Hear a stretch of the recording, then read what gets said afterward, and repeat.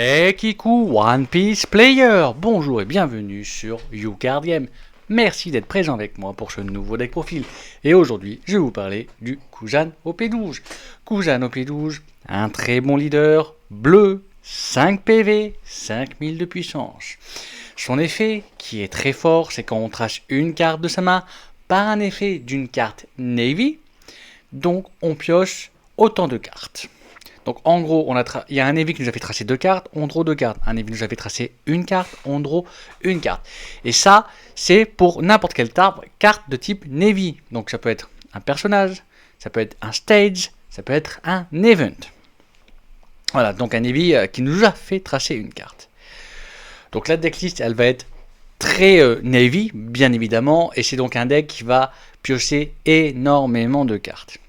Donc pour la decklist, on va commencer par un Classico Tashigi. Tashigi OP05 1 2000. Counter 1000.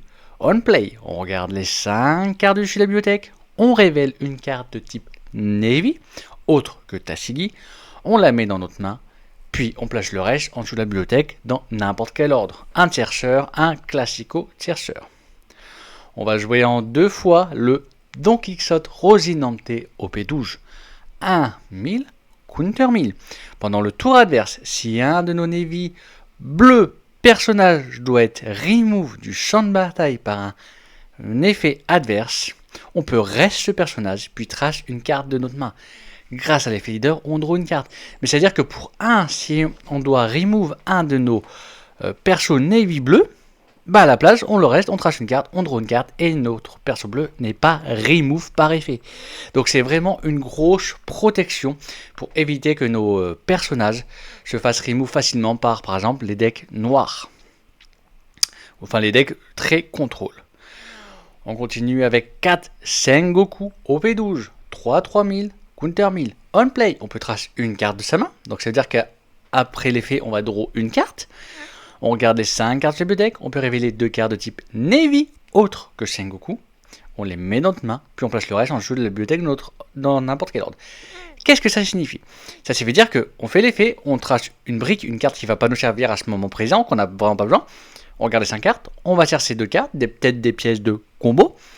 Puis, la fin de l'effet, effet du leader, on draw une carte. Donc, très très bon chercheur. On va continuer avec 4 Ina OP12, 3 3000, counter 2000, très bonne défense. Et avec un bon effet, c'est Activate Main. On peut rester ce personnage, trace une carte de notre main. Je rappelle qu'avec l'effet leader, à chaque fois qu'on doit tracer des cartes avec un perso qui a le type Navy, on draw une carte après. Donc ça veut dire qu'à chaque fois, c'est du cyclage de main. On cycle nos mains. Puis, un adversaire qui a un personnage adverse qui a un coût de 4 ou moins ne peut pas bloquer jusqu'à la fin du tour. Donc c'est un counter 2000 qui est très bien pour la défense, mais c'est aussi une très bonne carte pour pouvoir donc enlever les tilt bloqueurs. Ça arrive souvent en late game, il y a un ou deux petits bloqueurs de 4 ou moins, c'est très régulier. Et qu'on peut en passer un, mais le deuxième peut nous empêcher le létal.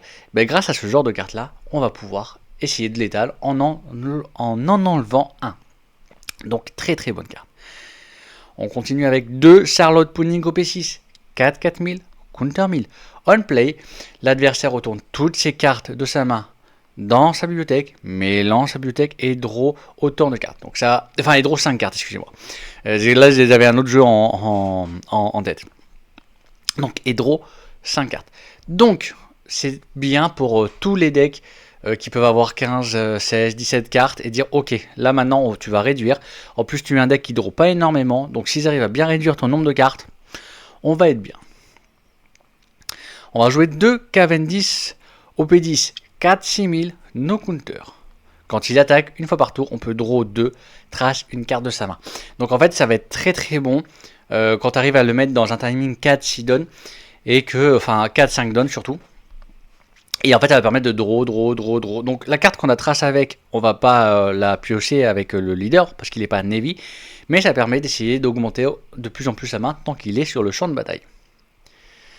On va jouer 4 Churu OP5, 5 4000, counter 2000. Donc une très bonne défense, et en plus un effet qui est très fort dans un deck Kusan.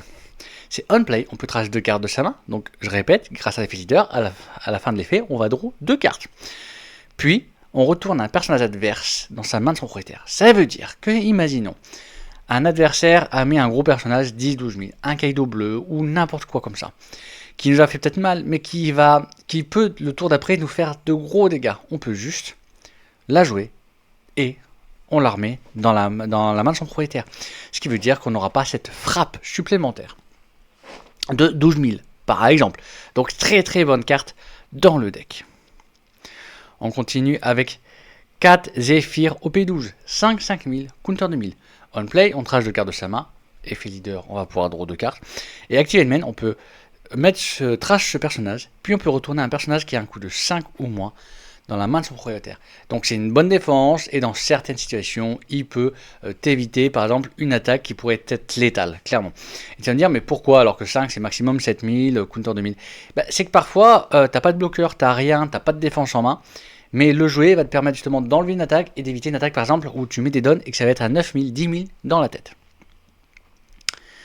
On va jouer 4 Kujan OP12, 6-8000. Si on a 5 cartes ou plus dans la main, il a plus 1, donc ça ferait un 7-8000, bien face au deck noir par exemple. On play, on peut trash une carte de sa main, avec l'effet leader, on va draw une carte supplémentaire, puis on va choisir un personnage adverse qui ne va pas pouvoir attaquer jusqu'à la fin du prochain tour. Donc c'est très bien. Et en plus le truc qui est fort, on va dire, comparé à la Boa, qui fait, on va dire, le même type d'effet, c'est que lui, il n'a pas de restriction, c'est juste, il choisit un personnage, il ne pourra pas attaquer à 12 000, même un Luffy.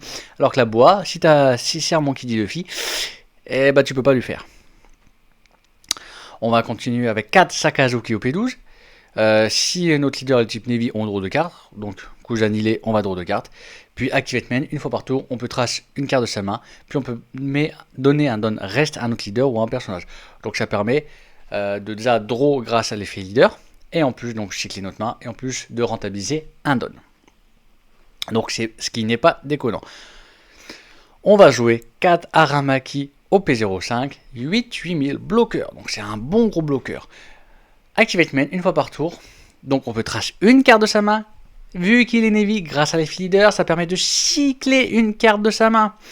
Puis, on peut prendre un personnage adverse qui a un coût de 2 ou moins et le mettre en dessous de sa bibliothèque. Donc ça permet vraiment de les chill bloqueurs, de gérer facilement les chill bloqueurs, de gérer facilement les tierceurs ou les trucs ou les petits bodies qui, ça nous fait chier de faire une frappe dessus. En plus, on cycle notre main et il gagne plus 3000 de puissance jusqu'à la fin du tour. Donc ça veut dire que c'est un bloqueur qui se défend à 8000, mais il peut littéralement faire une attaque à 11 000 juste en se défaussant d'une carte et avec l'effet leader, draw une carte. On va jouer 4 Monkey D Garp OP12, 8-8000, no counter. On play, on peut trash une carte de sa main. Grâce à l'effet leader, on va draw une carte. Puis on peut jouer un personnage de type Navy qui a 8000 de puissance ou moins autre que Garp.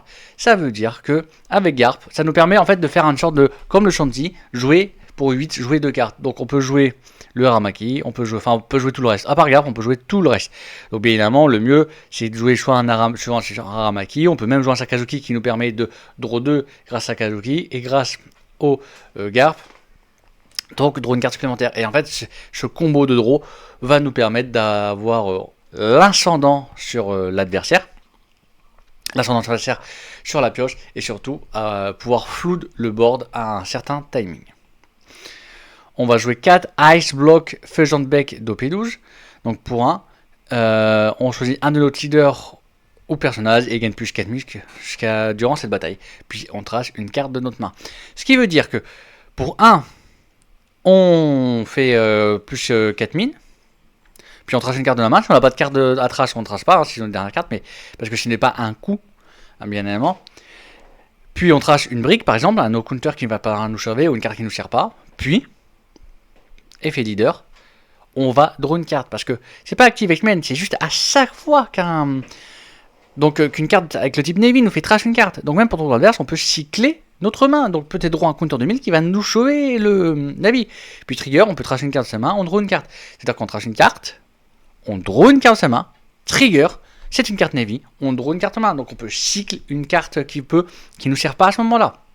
Le deck est très très fort pour cycler sa main, pour avoir tout le temps ce qu'on a besoin. On va jouer 2 Gum Gum Red Rock au P04. Pour 6, c'est simple, on place un personnage adverse, on le met en toute sa bibliothèque.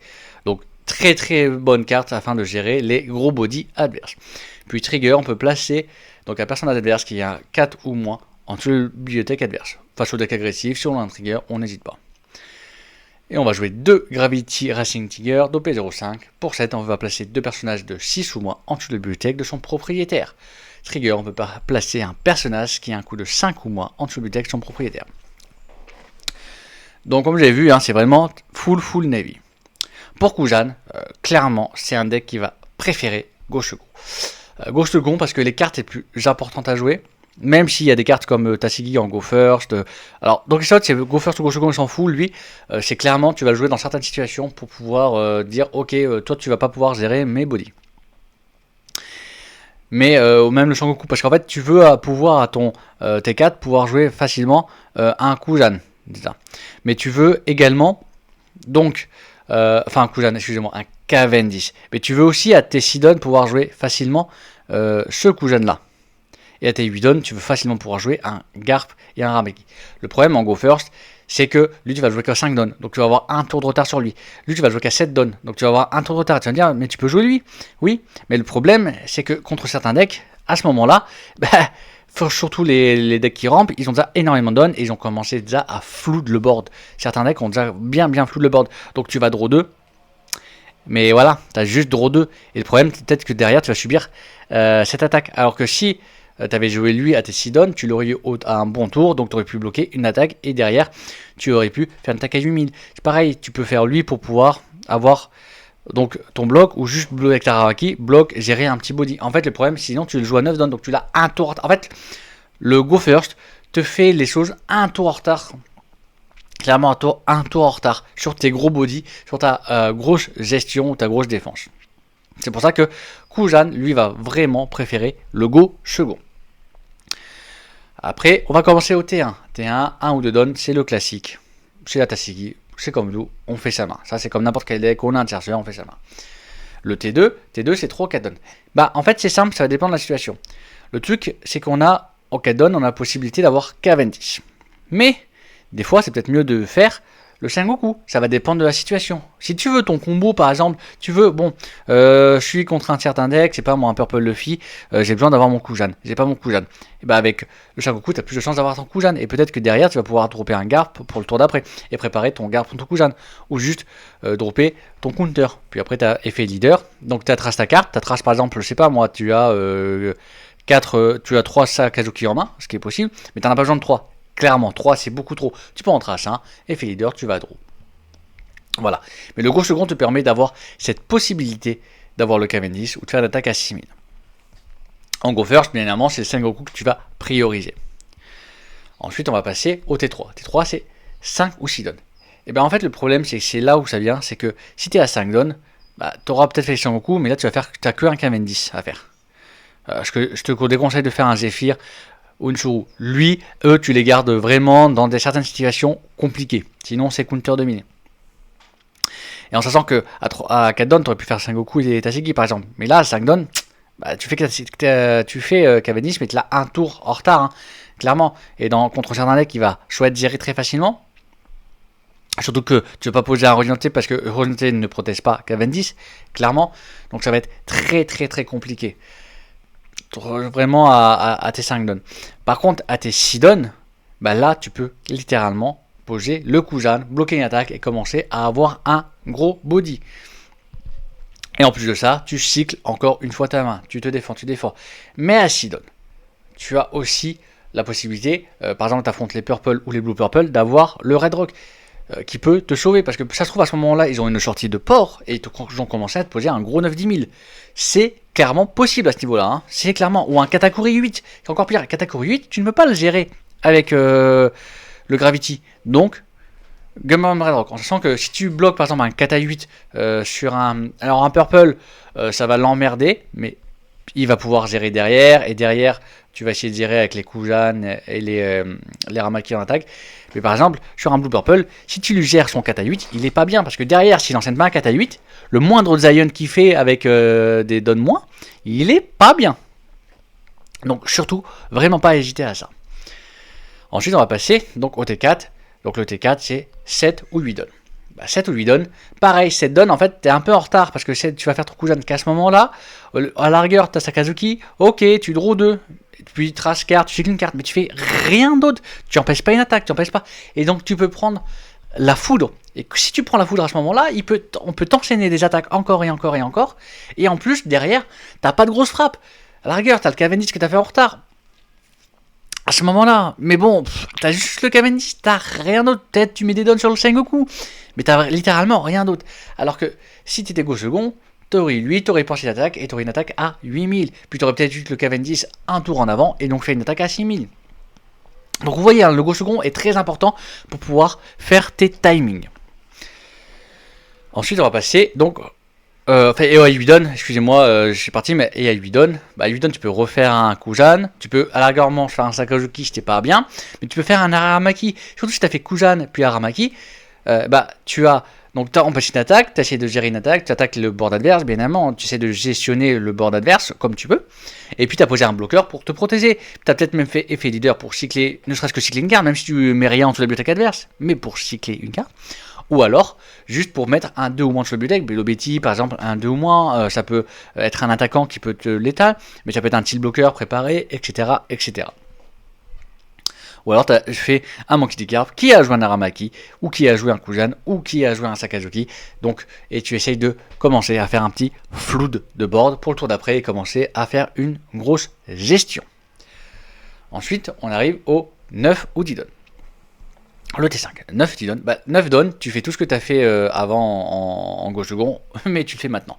Bon, alors c'est certes, à chaque fois, quand tu fais go first, tu le fais en retard et tu peux avoir un don pour le ice block. Mais le problème, c'est que c'est compliqué. Clairement.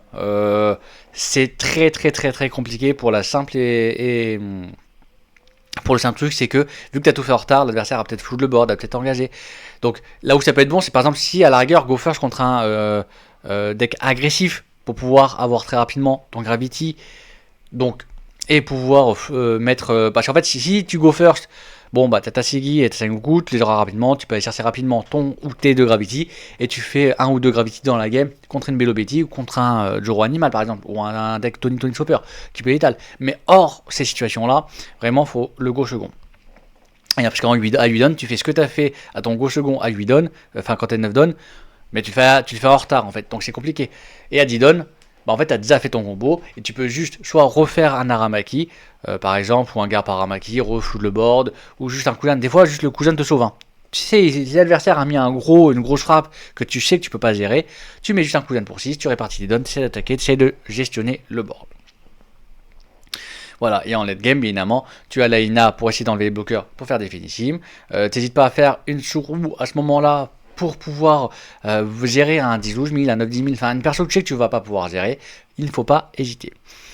Donc voilà comment on peut appréhender donc, le deck Kujan OP12. Dites-moi en commentaire si ça vous a plu, dites-moi, n'hésitez pas à me dire si vous voulez le jouer, si vous l'allez jouer, si vous avez apprécié ce type de gameplay. En tout cas, moi je vous remercie fortement de m'avoir regardé et je vous souhaite une agréable journée.